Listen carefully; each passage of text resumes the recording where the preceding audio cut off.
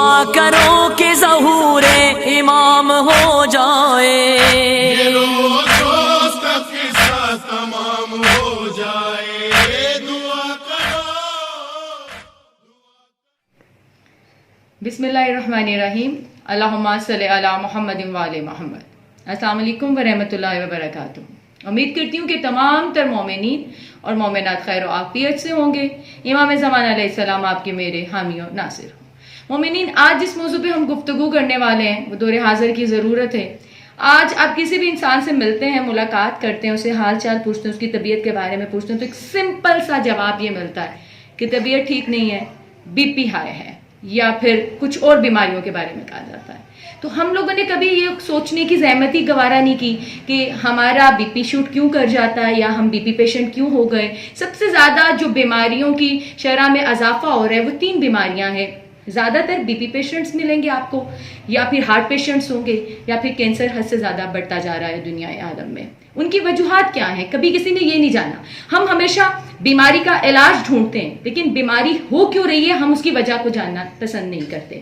تو آج مجھے یہ بتانا ہے سب سے پہلے آج کی ویڈیو میں، کیونکہ اس کے بعد کی ویڈیو جو ہوگی اس میں بی پی اور انشاءاللہ کینسر کے بارے میں بتاؤں گی کہ ان کینسر اور بی پی کن وجوہات کی وجہ سے ہوتا ہے، اور آج جو ضروری بتانا چاہتی ہوں کہ ہارٹ اٹیک کی وجوہات کیا ہیں، ہارٹ اٹیک کن وجوہات کی وجہ سے ہوتا ہے، کون سی غذائیں کھانے سے ہارٹ اٹیک ہو سکتا ہے۔ اگر آپ طب معصومین علیہ السلام کی طرف نظر ثانی کر لیں، اگر فرامین رسول خدا یا سنت محمد مصطفیٰ پہ اگر مسلمان چلنا شروع ہو جائے تو میرا خیال ہے وہ کسی بھی بیماری میں مبتلا نہیں ہوں گے، کہ جو ان کے دسترخوان کے پیروکار بن جائے، جس طرح کا وہ کھانا کھاتے تھے اسی طرح ہم کھانا پینا شروع کر دیں۔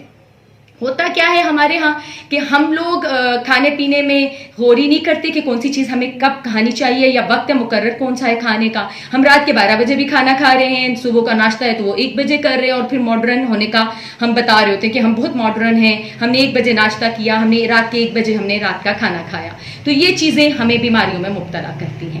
اب کون سی چیزیں ہیں جن کی وجہ سے، کون سے ایسے کھانے سے ہارٹ اٹیک میں کی شرح میں اضافہ ہو رہا ہے؟ تو چلے میں آپ کو وہ بتاتی ہوں سب سے پہلے کہ کون سے ایسے میٹس ہیں جو کھا کے ہم سب سے پہلے ایمرجنسی وارڈ میں پہنچ جاتے ہیں۔ تو چلے آپ کو میں وہ بتاتی ہوں، اور فرامین معصومین علیہ السلام کے مطابق سامعین گرامی قدر، پہلے ہمارے ہاں 3 قسم کے گوشت پکائے جاتے ہیں، سب سے زیادہ 3 قسم کے گوشت پکائے جاتے ہیں، اور وہ 3 گوشت ہمارے ہاں زیادہ تر شادیوں میں بھی بنتے ہیں، دعوتوں میں بھی بنتے ہیں۔ ہم یہ دیکھتے ہی نہیں کہ ہم دسترخوان کیا چن رہے ہیں، دسترخوان پہ کیا لگ رہا ہے، یہ کھانے سے صحتیاب ہوں گے یا ہم بیماریوں میں مبتلا ہو جائیں گے۔ 3 طرح کے کھانے ہوتے ہیں ہمارے دسترخوان پہ، زمینی، آبی، ہوائی۔ اب آپ حیران ہو رہے ہوں گے کہ زمینی، آبی، ہوائی کیا ہے؟ زمینی میں چکن، مٹن، بیف یعنی کہ بڑا گوشت، یہ زمینی ہے، گوشت ہے جو ہمارے ہاں پکایا جاتا ہے۔ آبی میں مچھلی اور مرغابی گوشت ہے جو ہمارے ہاں پکایا جاتا ہے اور دسترخوان پہ رکھا جاتا ہے، اور ہوائی میں تیتر، بٹیر اور چڑے وغیرہ جو ہوتے ہیں یہ پکائے جاتے ہیں اور دسترخوان پہ چنے جاتے ہیں، یہ کھائے جاتے ہیں۔ اب مجھے بتانا یہ ہے کہ ہارٹ اٹیک ان میں سے کون سی چیز ملا کے کھانے سے ہارٹ اٹیک ہو سکتا ہے؟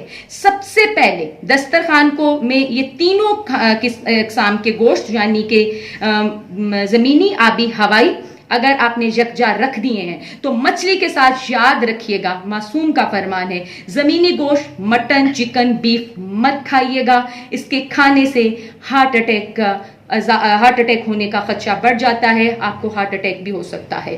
اور کھانے کے ساتھ سب سے زیادہ اہم بات جو ہمارے ہاں جس کو مد نظر ہی نہیں رکھا جاتا، ہم ماڈرن یا تہذیب یافتہ بننے کی کوشش کرتے ہیں کہ کھانا جب کھایا جا رہا ہوتا ہے دسترخوان پہ ہم سوڈا واٹر رکھ دیتے ہیں، وہ کسی قسم کا بھی ہوگا، وہ کسی بھی برانڈ کا ہوگا، ہم نے سوڈا واٹر کھانے کے ساتھ لینا ہے، اور پھر اس کے بعد ہم یہ شکوہ شکایت کرتے ہیں کہ ہمارا ہارٹ اٹیک ہو گیا یا ہمیں ہارٹ اٹیک کی یا دل کا کوئی بھی مرض لاحق ہو گیا، کیونکہ دل کا ایک مرض تو نہیں ہے۔ اگر آپ کسی بھی ڈاکٹر سے پوچھیں تو وہ بتائے گا کہ 100 ابو امراض ہیں جو آپ کو دل کے لاحق ہو سکتے ہیں، تو ان میں کوئی سی بھی ہو سکتی ہے بیماری میں آپ مبتلا ہو سکتے ہیں۔ کھانے کے ساتھ کبھی بھی سوڈا واٹر کا استعمال نہ کیجیے، آپ کو ہارٹ اٹیک کا سبب بن سکتا ہے۔ اور سب سے زیادہ ضروری کیونکہ ہارٹ اٹیک کی بیس جو ہے وہ بی پی شوٹ کرنے پہ ہوتی ہے، اور کھانے کے ساتھ جب کھانا آپ کھا رہے ہیں تو کبھی بھی آپ اگر کوئی کسی قسم کا بھی کھانا کھا رہے ہیں نا تو دہی اور مولی کو یکجا آپ لنچ میں ڈنر میں استعمال نہ کیجئے,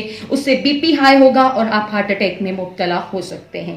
سیکنڈلی امام صادق علیہ السلام فرماتے ہیں, ہمارے ہاں روزمرہ کی زندگی میں اگر آپ دیکھیں تو ہر گھر میں یہ ہر گھر کی کہانی ہے کہ دسترخوان ہو, وہ صبح کا ہو, وہ دوپہر کا ہو, یا وہ رات کا کھانا ہو, ہم کھانے کے ساتھ چائے رکھ دیتے ہیں. اور امام صادق علیہ السلام فرماتے ہیں کہ کھانے کے فوراً بعد یا کھانے کے ساتھ چائے پینا یہ بہت سی بیماریوں میں آپ کو مبتلا کرتا ہے, اور جس میں سب سے اہم بیماری ہارٹ اٹیک ہی ہے.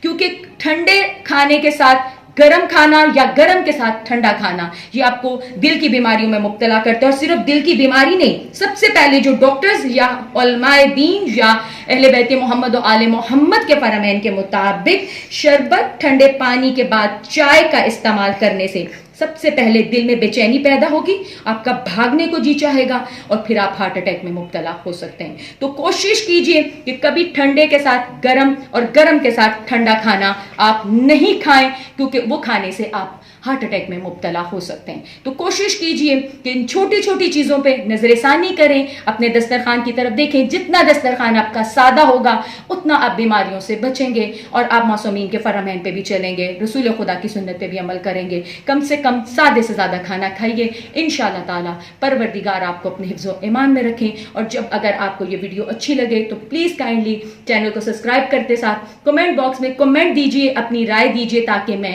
آپ کی رائے کے مطابق نئے سے نئے موضوعات پہ گفتگو کر سکوں. اللہ تعالیٰ امام زمان علیہ السلام آپ کے میرے حامی و ناصر ہوں. خدا